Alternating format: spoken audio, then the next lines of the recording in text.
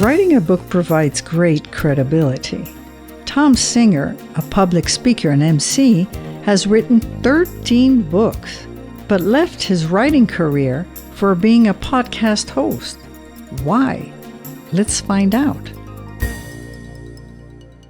Welcome to the Excellent Executive Coaching Podcast. I'm your host, Dr. Katrina Burrus, and today we're going to interview a prolific writer, 12 books, and a podcaster, and a speaker. Welcome, Thom Singer.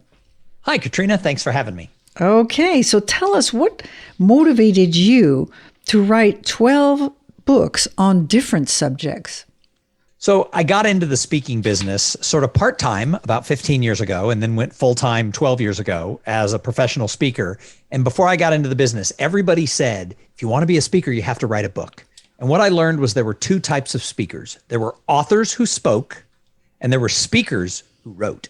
And I was definitely wanting to be a speaker. I'd never written a book when I was a kid. I always wanted to be a writer. And my English teacher told me that I was horrible at grammar and spelling and that I would never be a published author. So I put that dream away when I was in 8th grade after crying about that teacher who said bad things. Of course, that teacher never knew there would be spell check, and she never thought one could hire an editor to fix your mistakes. And so I wanted to be a speaker. And so I decided I was going to write a book. And I didn't know how to write a book. And a friend of mine and a friend of mine who were married, she was an editor. And he was a serial entrepreneur guy who funded projects. And they came and said, let's start a publishing company together and we'll all learn as we go. And so we founded a company called New Year Publishing.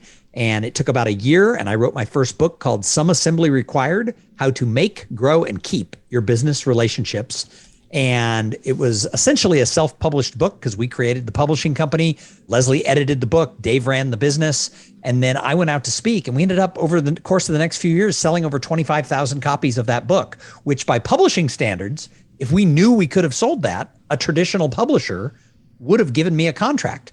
But they looked at me as some nobody, and nobody ever gave me a second look. So we went out and sold a whole bunch of books of that first copy. And that led to, all right, time to write another book, and then another book. And so I continued to write almost a book a year until about 5 years ago. So the books, it came from your speaking career, right? Yes. But what is surprising to me is that you speak on so many different subjects. So not really. For the most part, I speak about the human side of business. And so my first book was all about networking. It was all about how do you connect with people in a world where at the time, if you think 15 years ago, the smartphone was just coming out, Twitter and Facebook were just appearing. I wrote about how do you keep the humanity in your connections, because life is more about likes, links, shares, and follows. Real friendships aren't clicks. And so that's what I wrote about. And then the subsequent books, the next book was called The ABCs of Networking. And that book started off as a series of blog posts. I was a super avid blogger. I was blogging 5 days a week back in 2007, 2008, 2009. And so since I was writing so much, every day I was writing 500 to 1,000 words, we started compiling that and we put together the ABCs of Networking. And over the years, that book also sold about the same amount of copies. So those were my two best sellers, and my whole career was really built around the ABCs of Networking and Some Assembly Required. Then subsequently, what I did for the rest of the books is I had people who were also speakers, were trying to get a book written. And one friend of mine came to me and she goes, I love your first book, but you don't address these particular things for women.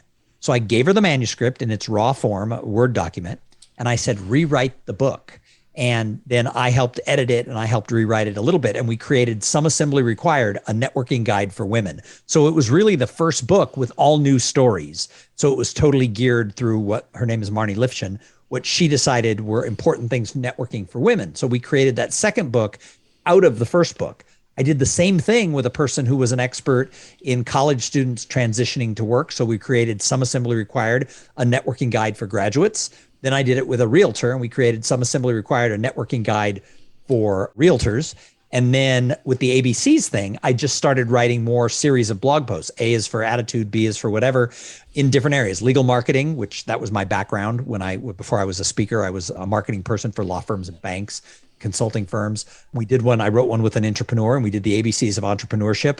So many of the subsequent books, not all, but most of them after the first two, were co-authored projects where we took my intellectual property and made it specific to a different industry. So the actual topics were always around human connection, building your brand, your network, getting more sales and marketing. However, I always say that with the exception of the first two books that were hard to really do because I was new to this, the rest I was like the Thom Sawyer of writing books because I would get friends who wanted to write a book and I would say, I have a manuscript, rewrite it for your industry. So that's how we got to 12 books so quickly. Wow, impressive. So the New Year Publishing, you're a blogger, then you collaborate with others that have different expertise or different markets and adapt your manual to their particular right. specific and I market. was the co-author of all of those books because everything then had to go through my editing process to make sure that it aligned with what I was teaching because I was the owner of the series. So the other people would rewrite it, then I would go through and rewrite and edit what they did to make sure there was cohesiveness between everything that I did. So it wasn't that I was speaking or writing on a bunch of different subjects. It was really the same subjects repackaged for different areas of expertise. Very clever, very clever. So tell me another thing. What habits did you instill to produce so many books? So when we founded New Year Publishing, there was my wife and myself and then this other couple. And Leslie, she was my editor, Leslie was the one who really figured out how to write the first book. And she had never written a book or edited a book, but she was a business writer. She worked for a bunch of large companies doing their marketing and creating their marketing materials. So she was an amazing editor, but she'd never done this before either. So she took a class on how to write a book and then took what she learned, and she's super smart, regurgitated it into what would work for my personality and her personality, because she was going to be the project manager for that first book. And what we realized was I came up with an outline on how do you network for better business, and it had 10 areas. Each area had 4 subpoints. So it was 1 through 10, and then A, B, C, and D. And then my thing that I had to do was write 1,000 words a day, every day. They didn't even have to be on order. I could pick chapter 8, C, and that would be whatever the topic was. So whatever inspired me that morning, I had to write an essay every day. And then I would send it to Leslie. And once we finished all 40 essays, and not all of them were 1,000 words, some were a little less, some might have been more, but she then compiled them. And then she looked for things like you're being redundant. You said that same thing in that area you wrote before. So it took me 40 days to write the first draft of the book. Then Leslie took it, moved some chapters around, changed some things, compiled it into a manuscript, and then started really editing. So the trick was to break it down into bite-sized pieces and then write that 500 to 1,000 word essay every single day. And then we had a manuscript to work from. And then her expertise as being a great editor, she would send it back saying, I don't like this language. I don't like this example. This example is short-sighted, or this one doesn't feel real. Or, every day she would send me back a paragraph or 6 paragraphs and say, this example is contradictory to this other example you used in a different chapter. Which one do you want? Because you can't have them both in the same book. And if we would toss one out, she'd go, okay, I need a new story. And so that's the way we managed the book. But if I didn't get that first, 40 essays that made up the book done to fit the 10 chapters with 4 subsets, we never would have had a product. So it was that. And then for me, being not a detail person and being kind of a little bit probably scatterbrained, having a project manager who kept on me. And literally I had a task every day, and I had a full-time job. I wasn't doing things I wasn't spending like 10 hours a day. I had about an hour a day to do this. And Leslie would send me my homework, whether it was the writing or the editing. And if I didn't get it to her by dinner time, and she was in a different time zone, so it was earlier in her day, if around 4:00 California time, she didn't get my writing back that I was supposed to do that day, she'd call my wife, because they're good friends. And she would say, your husband has homework. And then my wife would say, after you put the kids to bed, you're not coming to watch TV. Go get Leslie her chapter. Wow. What collaboration and accountability, really. And what I teach people, when I go into companies, I teach people the words community and collaboration should be on the lips of every single employee you have, both internally as a team and externally with whoever your clients, your prospect, your vendors are. And I live by this whole idea of community and collaboration, because I never could have written a single book if it wasn't for Dave and Leslie being part of my community and my collaboration buddies. Yes. So that, and still writing 1,000 words a day, It's still quite a huge amount of writing. So did you do it in the morning, at night? How did you work it into your work schedule? So I give a little bit of credit to my now 20-year-old daughter, Kate. So Kate is now 20, and this was 2005. So Kate was 3. Kate was never one to sleep well. Like you hear about these babies who never sleep through the night till they're 3 or 4. That was Kate. So she would typically, even as like a toddler, 2.5 years old, whatever, Kate would wake up at like 4 a.m. and need attention. Like, come play with me. Kate's a big personality, and she would want attention. But then she'd fall back asleep about 5 o'clock, 5:30. Well, our household didn't get up my older daughter had school. Kate was still preschool, but my wife and I both had work, but we didn't really get up as a family until 6:30 or 7 and start the progress of the day. So I ended up with about 60 to 90 minutes every morning, because once I'm awake after 4 a.m., I'm wide awake. So Kate's not being a good sleeper as a baby actually gave me an hour a day to do my writing for this book. Yeah, I can see. And by the way, just to plug both my kids, they're my inspiration for stuff. They both went to super top colleges. They're both way more driven than I am. They're both self-driven. I need someone behind me kind of going, go, go, go. My kids are just the opposite. They're doers. So you started to write less, if I understood correctly, when you started podcasting. Yes. How come? So I have not released a book in about 5 or 6 years. I'm starting work on a new book. And it's going to be a combination of my life's work. It's going to be everything I've learned through research, through observation, through jobs I've had, through the people I've met, through everyone in my community that I've collaborated with and observed. However, I had stopped writing books for a couple of reasons. One is I'd written a bunch of them, and I realized that 13 books wasn't going to make me more successful than 12. Second of all, I got really into podcasting. And what I found was when I would go give a speech at an association conference and they would introduce me and they'd say, he's the author of 12 books and he's the host of what at that time was called Cool Things Entrepreneurs Do.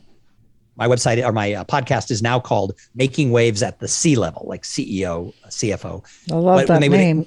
Yeah, Making Waves at C-Level. When they would introduce me as the host of this podcast, and I've been doing the show for 7.5 years. So going back to 7 years ago, I would finish the speech where I wasn't talking about entrepreneurship. I was talking about your network, your brand, your community, your collaboration, building a stronger inner circle.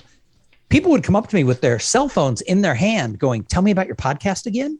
So 7 years ago, when podcasting started to get really popular, it was more popular than books. And so more people were interested. Plus, by doing the podcast, and I was releasing it twice a week, I was interviewing CEOs. A lot of those CEOs would say, tell me about what you do besides the show. And I would say, I'm a professional speaker. I come into companies and talk about how to get your people more engaged.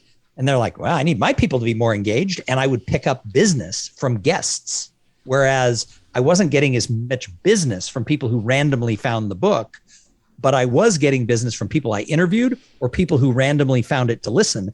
Because inside the podcasts that I host, I talk about what I do for a living. Well, I make most of my living as a professional speaker and corporate trainer.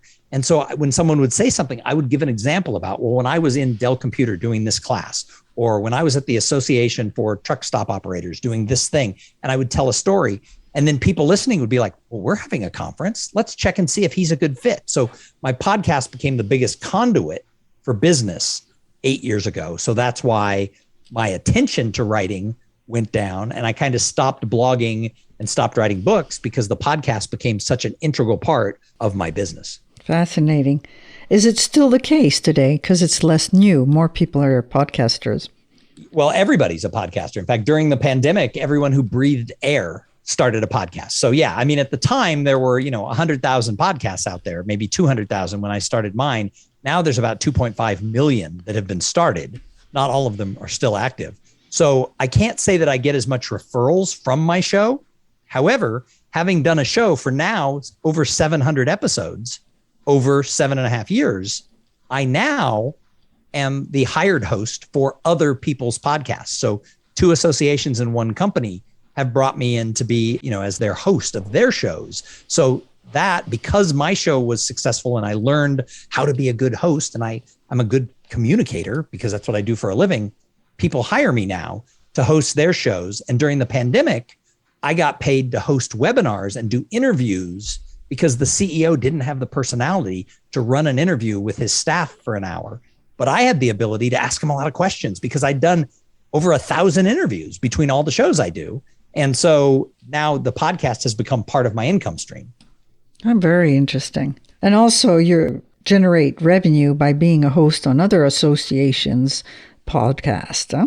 Yeah. I mean, that's like I said, I now host 3 shows that aren't my shows. I'm just the hired talent to run the interviews. So what stops you from transcribing, for example, your podcast interviews and writing a book from that? So that would be a wonderful idea. What stops me is I'm a little bit ADHD and a little bit, squirrel, I'm on to do a different thing. So it's never been a priority for me to do. If someone wanted to partner with me to find the best interviews and create something, it might be interesting, but it's not where my heart is. I see. Okay. I do a lot of things. People go, how do you juggle so many things? I also work part-time for a executive search firm now, doing business development for them, for high-end, for companies looking to hire, their CEO, their CFO and stuff like that. People are like, how do you do all those things? Well, that interests me, right? That's about community and collaboration and connecting. So executive search is a perfect place for me to be. Plus, as a speaker, I meet a lot of executives and a lot of board members of companies. So, I'm not looking for people who are looking for jobs. I'm looking for companies who want to hire C-level executives. And that interests me. I love to find out what's a company looking for a CFO or for a head of marketing. I love to dive in and peel it apart. And so if it excites me, I can give it my attention. If it doesn't excite me, like transcribing podcasts to write another book, I'm just not going to do it. Well, good for you, because then you follow your heart and you go where the energy is. So that's great. But on the other hand, I'm very curious because you've done so many things and talked about and written about a lot of subjects, even though you did it very cleverly and had other people's expertise help you collaborate to a specific market. But if you're going to be a thought leader, the assumption is that you need a niche. And you need to develop that niche and repeat it and brand it. So how do you manage that prerequisite to be known as a thought leader with your various and multiple interests? Well, I think both can be true. I think for every thought leader who only talks about one little tiny slice of the world, I think you can find another one who is more broad and more general. But really, everything I do comes back to the people side of business. We're talking about sales. We're talking about marketing. We're talking about networking. We're talking about getting jobs. These things aren't really that different. So I'm not writing about astroscience. I'm not studying how to make a breakaway dog collar. I have no idea. So everything I do really does come back. And I think there's a lot of validity to this idea of, if you can niche down, you're going to get more. I've just never found one area I'm willing to throw 100% of everything I do into, because I have lots of things that interest me. And so I want to be able to expand and do things. So people are like, well, how can you be a speaker and a podcast host as a professional? How can you be a professional podcast host and a professional speaker? Well, the truth is they're both the use of the spoken word, which is also true. I do a little bit of coaching of people, and it's the use of the spoken word. I'm getting, I'm communicating with them and they're communicating back with me. It's not that different. And so it still really is niched. It's just not a tiny little niche. Very good. Thank you very much for this information. Where can people get a hold of you? I always tell people to go to my website. Many things are there. You can find me at Thom, Thom, like Thomas without the ass. Thom, Thom Singer, Singer.com. Great. Thank you very much, Thom, for this interesting interview. Thanks for having me. It's great. Thank you for listening to the Excellent Executive Coaching Podcast. You can subscribe to all future podcasts at excellentexecutivecoaching.com. Join us each Wednesday to learn more about the latest trends in leadership techniques and bring your coaching to the next level. To learn more about Dr. Burrus' CEO Mastermind, use the contact form at excellentexecutivecoaching.com.